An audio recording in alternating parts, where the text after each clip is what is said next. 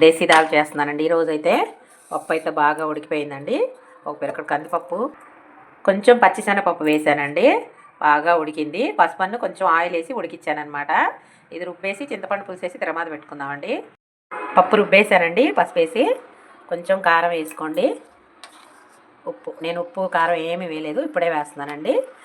కొన్ని సహజసిద్ధంగా తింటేనే బాగుంటాయండి. పప్పుచారు ఇలా చేసుకొని చూడండి, ఎంత బాగుంటుందో.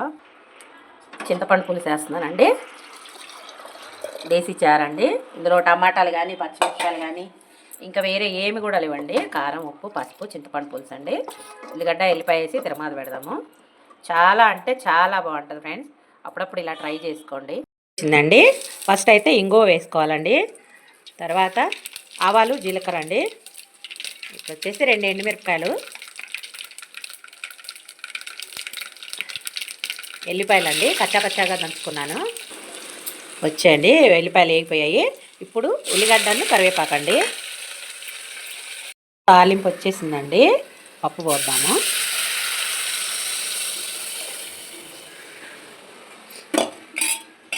మీరు ఉప్పు, కారం, పులుపు మీ టేస్ట్కి తగ్గట్టు చూసి వేసుకోండి. కారం కావాలంటే ఇలా చేసి చూడండి. పప్పుచారు ఎంత బాగుంటుందంటే అంత బాగుంటుందండి. పప్పు కొంచెం తెల్లనియాలండి. ఇంకా దీంట్లో కొత్తిమీర లాంటిది కూడా వేయొద్దండి. ఇలాగే తినాలి, అప్పుడు దీని రుచి తెలుస్తుందండి. అంత బాగుంటుంది ఫ్రెండ్స్. నా ఛానల్ చూసేవాళ్ళు, ఫస్ట్ టైం చూసేవాళ్ళు సబ్స్క్రైబ్ చేయండి. నా ఛానల్ మీ సపోర్ట్ నాకు చాలా అవసరం ఫ్రెండ్స్. కామెంట్ కూడా చేయండి. మీరైతే ఈ పప్పుచారు చేసుకుంటే ఏ వేపుడులోకైనా టేస్ట్ అదిరిపోద్దండి. Thank you so much.